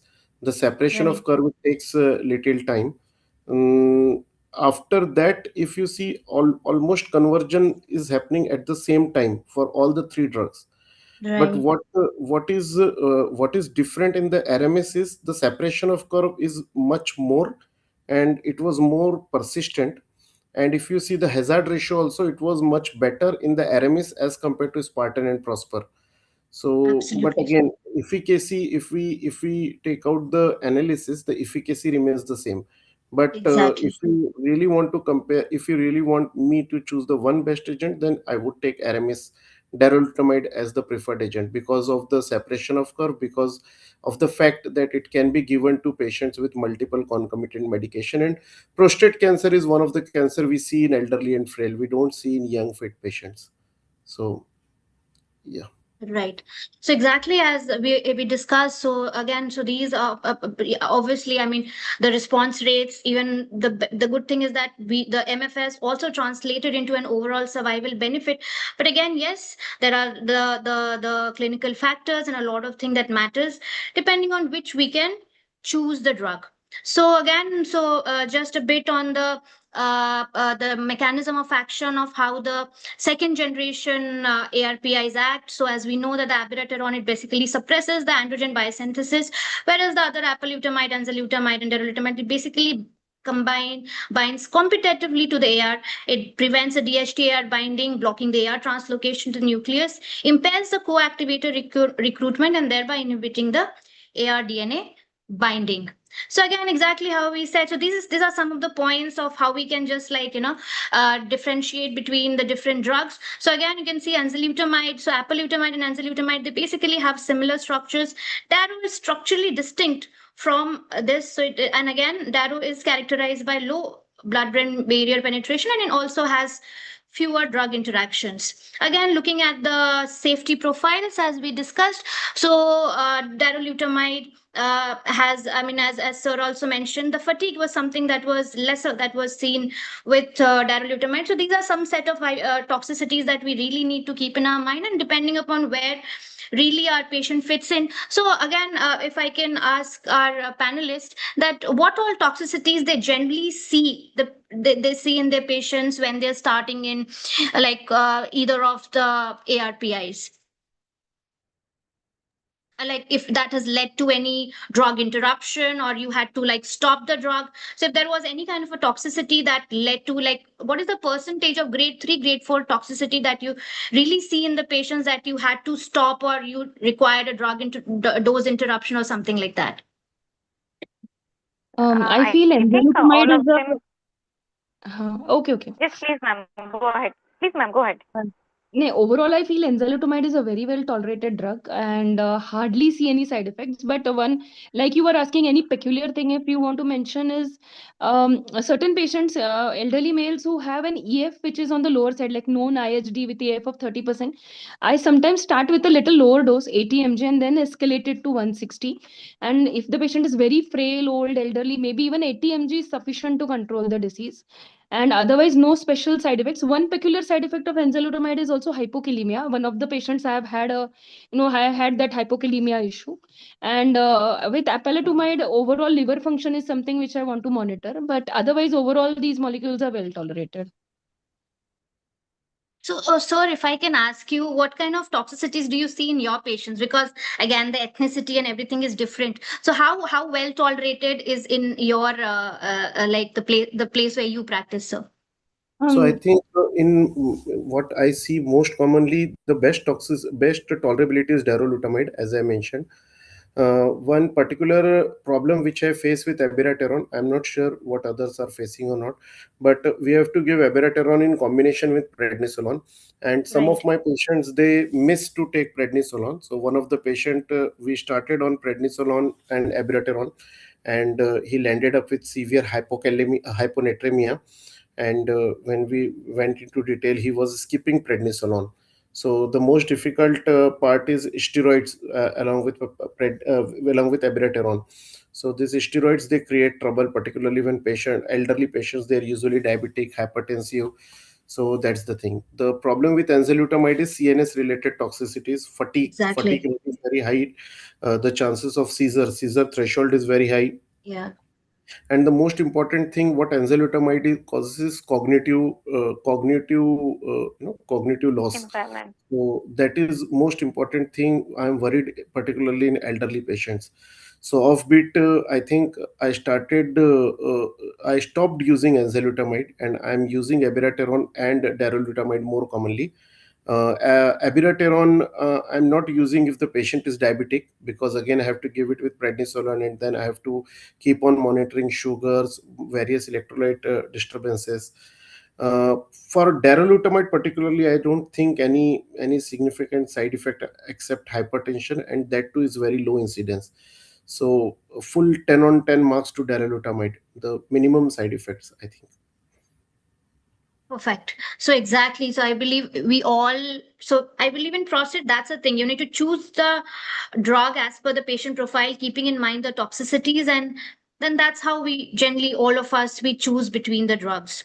So again, as we all know, so this is how has been the entire the way we have evolution over the years that we have had with 1981, where we had estromycin. So how we have got all newer agents, the docetaxel and the radium. Now that we have the targeted therapy as well, the pembrolizumab, obilaparib, and also the lutetium therapies and all that we have got. So, what are the considerations that you really need to see while you're managing the patients of CRPC? So, like any of the panelists, so what are the basic challenges and considerations do you really have when you are managing the patients of CRPC? So, what are the points that you want to, you want to discuss? I think patients' performance status is the first thing that we should look at, because most of the patients, they are elderly patient, and they have multiple comorbidities. So first of all, whether the patient is fit to take any kind of treatment, any chemotherapy or not, it depends upon the performance status of them, and as you how long the disease history is important, like how long he had a good response or with hormonal treatment, or then maybe what was the duration of treatment, and what is the PSA doubling time. So the PSA kinetics is also important, and what is the disease burden, that is also important. If there is any visceral mets or not, and if there is only bone only disease or not. So these are the things I think is important before considering any treatment in case of a CRPC. Absolutely. So exactly. So as I have also mentioned a couple of points. So there are a couple of things that we really need to consider before managing the patients. So if yeah, exactly, if the patient is functionally castrated, what were the previous therapies that the patient has got? What is the response, the duration? What's the current pace of disease? Is the patient currently symptomatic? So these are some of the important things that we should consider before going ahead with the management of CRPC. So again, between chemo versus hormonal therapy, how do you decide what is going to be your initial treatment in cases of CRPC? So if sir or any of the madams can take up the question. I think, in my opinion, I would consider disease burden as the most important factor, because chemotherapy has got a lot of toxicity. But now we have a triplet therapy combination for ECOG PS1 young fit patients. So, but those combinations are more helpful or more advantageous in patients who has got a significant burden of disease, very well evident from charted. So, in my opinion, chemotherapy should be offered only to patients who has got significant symptomatic disease burden, polymetastatic bony disease, or even visceral metastasis. Second thing, like rightly mentioned, poorly differentiated histology or PSA doubling time of less than 3 months. In fact, if the PSA doubling time is less than 3 months, I will be more inclined towards chemotherapy, chemotherapy combination rather than only hormonal therapy. Right. With every progression, I think we should keep in mind that if PSA is not significantly rising, I mean, there is no significant biochemical progression, but there is significant structural disease progression. We should repeat a biopsy, because neuroendocrine differentiation we see in quite a number of cases, and that could entirely not only change our line of treatment, but also the agents of chemotherapy. Exactly. So that thing should be kept in mind. One more thing I want to highlight is, if it's only biochemical failure without any significant structural disease, it gives us lot of flexibility in changing the treatment. You can simply change abiraterone to enzalutamide or enzalutamide to darolutamide, and watch for the. So I have had previous patient who was only failing biochemical without any structural evidence of new metastatic site, and I changed him from enzalutamide to darolutamide, and he passed quite a good amount of time with darolutamide. So that also gives us so biochemical failure without any structural disease gives you a lot of flexibility. But if it's really new structural progression causing symptoms, then it doesn't allow you time to do such experiments. Absolutely. So I think it absolutely correctly mentioned. So exactly. So these are the points, obviously, that we should consider before we plan for the early chemotherapy. So going ahead, so talking a bit about the anti-androgen withdrawal. So I just will ask one simple question. So at this current scenario that we have all the ARPIs, how I mean, how valid do you think this anti-androgen withdrawal stands at this current situation? I mean, does this anti-androgen withdrawal syndrome obviously does it hold valid with the current ARPIs that we have in practice is what I'm trying to ask. I think this concept is means obviously we used to read it, but I don't find it significant with present therapies. I'm Exactly. not sure. I mean, Dr. Reshma or Dr. Nivedita can, mm, or you, Dr. Neelam, madam, if you can I suggest. absolutely think, sir. So that my entire point was just bringing out this was all an old thing that we used to do with the older drugs, but again now with the newer ARPIs, this is some concept that actually doesn't strong very that doesn't that it's not something that holds a very strong point. So now going ahead, Yes, so I think, whether yes, yes, ma'am, sorry, just to interrupt. I think yeah, initially when we had used ADT as with some GnRH agonist to initiate to cover up the initial flare up, we used to use sometime exactly, bicalutamide because yeah. that is the thing. But in the present era with new GnRH antagonist and with this new ARPIs, I think there is a very limited role of this Absolutely, absolutely. So this is what I actually tried to just highlight a bit. So again, whether to continue ADT or not, again these are some of the data where it showed that there was some modest survival benefit that was seen in one. Again, there was other study that did not show any survival benefit. So again, it's a very different school of thought. So what do you think, sir? I mean, whether to continue ADT or not. So how do you? What is your opinion on this? I think continuation of edit is very important, particularly in prostate cancer. We have seen patients despite progression, so ADT should be continued. I never find a way to stop ADT, and so definitely I should maintain my all my patients on ADT even when they are on later lines of therapy.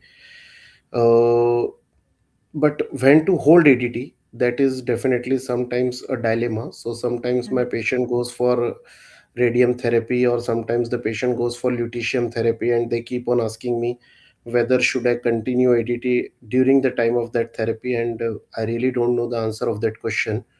But to avoid the side effects and to avoid the confusion that which medicine is actually causing the side effect, I tend to hold ADT if the patient is on some alternative or lateral treatment.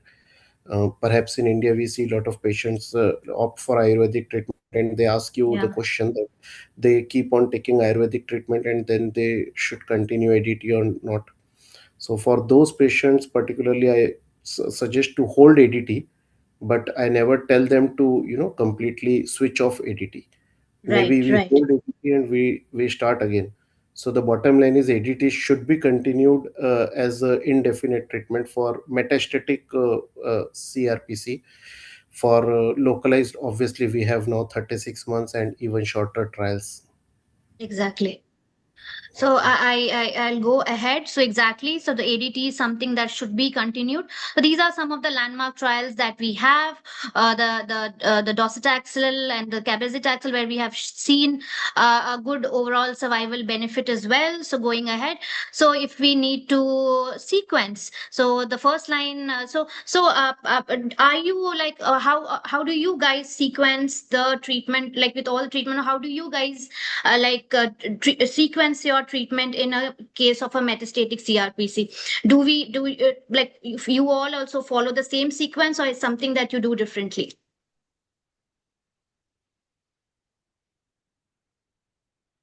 I think this is more or less similarly like if we look at the disease burden of or whether it is a like what is the time of duration to the previous hormonal treatment, and Right. if there is a long duration, so then a second ARPI can be used sometime if it is not used as a first line with a low volume disease or maybe with a biochemical progression only. And if there is overt metastasis, we should go ahead with docetaxel if it is not used previously. And any progression on that, uh, we should look at the NGS and the HRR pathway and the BRCA status and also the MSI pathway. And we should modify our treatment accordingly. If there is any targetable mutation is there, we should address that.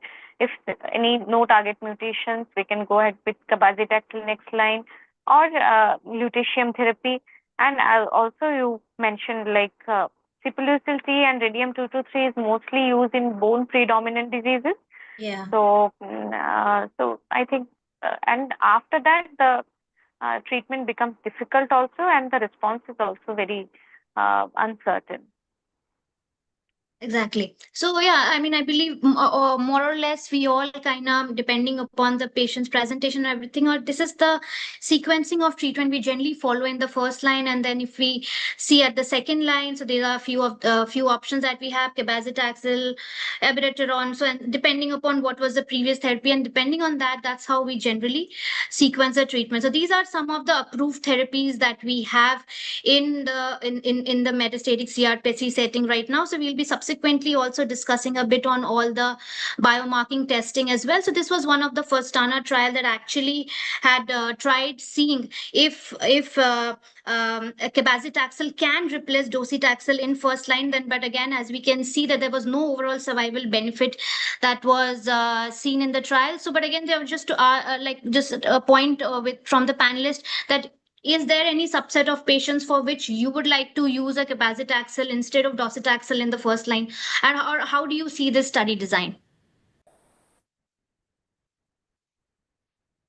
Sir, if you can, or Dr. Nivedita I or Dr. Reshma, anyone.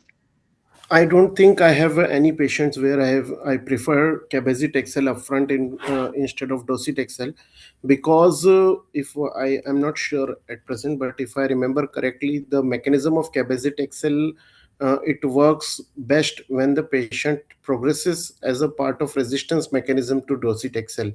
So that is the reason why I never prefer cabazitaxel instead of docetaxel. Second thing, the toxicity of cabazitaxel is difficult, Exactly. causes a lot of bone marrow suppression. So I don't find practically any reason that why I should be using cabazitaxel upfront than docetaxel. What I wanted to highlight is, like you asked, the sequencing strategy. What has been done in past was excellent, but in 2026, I think triplet is the standard of care. Right. If the patient progresses after androgen receptor blockade or abiraterone darolutamide, then cabazitaxel post docetaxel. So cabazitaxel monotherapy is a preferred option. And as I mentioned previously, we have two new things. So one is MSI high status, which should be checked at baseline for all the patients of metastatic CRPC. If not checked at baseline, then at progression. And second thing, HRD and BRCA germline, and Yeah, we in the will be some. sir discussing that on when like just after like 2 or 3 slides. So just And a bit last, on last the for sorry, sir, symptomatic. sorry. Sorry, yeah. So just last one point is symptomatic bony disease. So this radium therapy for symptomatic bony disease, radium 223, is very important point to be kept in mind. Yeah. Absolutely, sir. So again, just 1 minute on this pro-Celica trial. So this was one of the trial that actually tried comparing. So this was basically a non-inferiority trial, trying to look at 20 versus 25. And again, this was something that showed that just the 20 mg is good enough. So we do not have to really give a higher dose. And again, the thing that we really have to keep in mind is the toxicity that is associated with the cabazitaxel. Again, as we also discussed, so these are some of the bone targeting agents that we use in cases of CRPC, denosumab, and other agents. So again, so this is about a bit about the CPLUSLT, CPLUSLT and pembrolizumab. So I'll, because it's short of time, I'll go ahead. So a bit about why genomic and germline testing should be done. So are targeted therapies appropriate for my patient or not? Is there a potentially life-saving information that I'll be getting from my patient's family? So when to test? So exactly, sir. So now I would like to ask you, so when would you test your patients, or any of the madams, please, when would you test your patients for the biomarker testing or your genetic testing?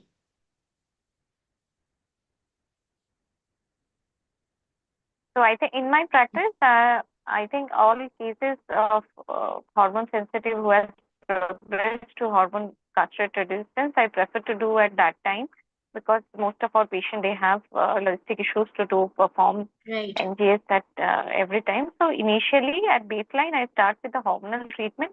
And if there is any progression on hormonal treatment, then if it becomes CRPC, I would like to go ahead with the NGS testing. Exactly. So as we can see here, so there are multiple time points where we can actually consider doing genetic testing. But again, logistic becomes a major issue. But then again, we have to keep in mind that we should be emphasizing and we should be telling our patients. So in your practice, when do you actually consider or you suggest your patients for doing genetic testing, sir?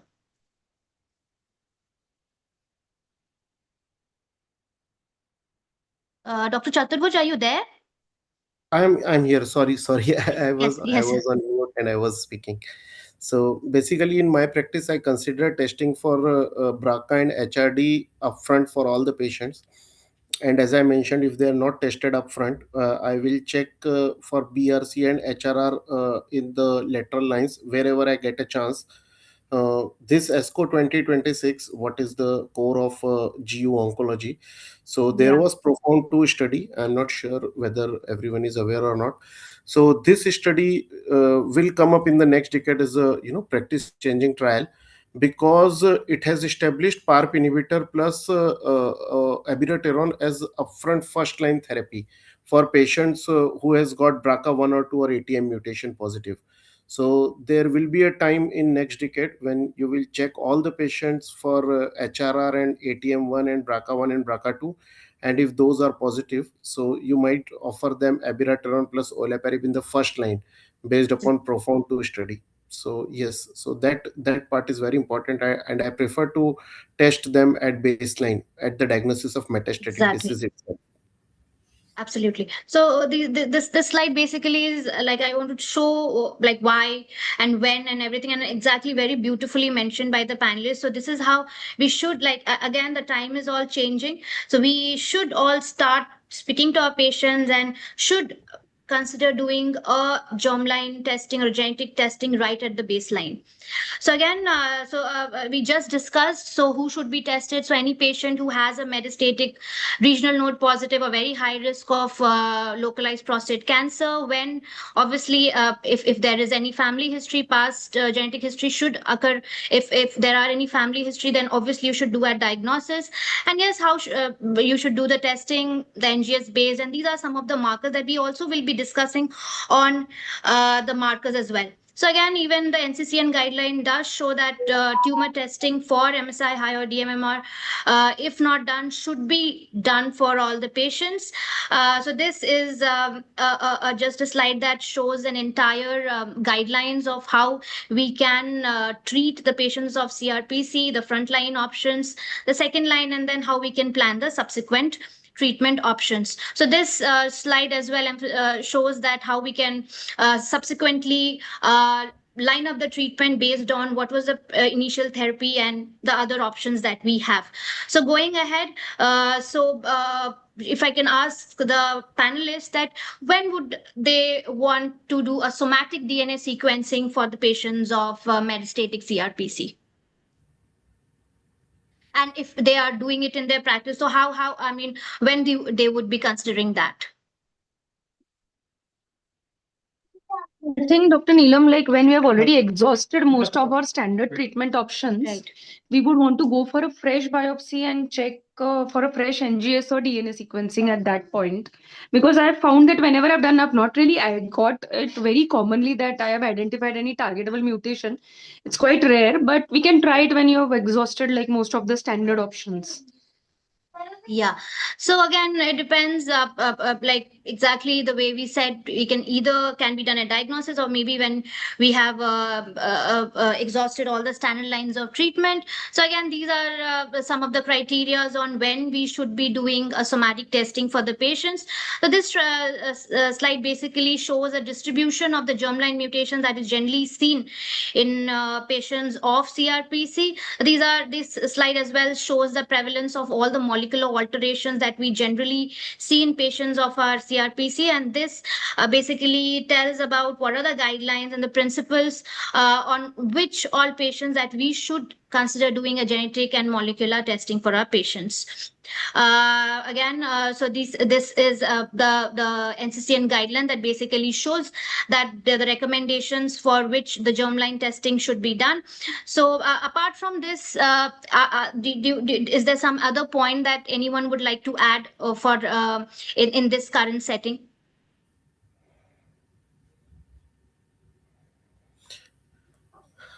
No, I think most of the points are covered. Yeah. Yeah. Going ahead, as we all have been discussing, so these are some of the biomarker driven therapy that is there. So the germline somatic HRR DNA alterations, the MMR DNA alterations, the PARP inhibitors, PD-1 inhibitors. Again, now that we also have imaging based biomarkers as well. So these are all the biomarker driven therapy that we have. So these are basically some of the current testing practices that we have to test the HRR mutations. Again, this is something that we should keep in mind, that how this becomes a very important point that we should talk to our pathologist and determine to adequacy of sample. Again, why? Because this was one of the in the profound study, what they showed, that the tumor testing success that was seen by the biopsy site, where we see the least is with the bone and then followed up by prostate and other sites, and depending upon the tumor sample characteristics, you can see newly collected metastatic site and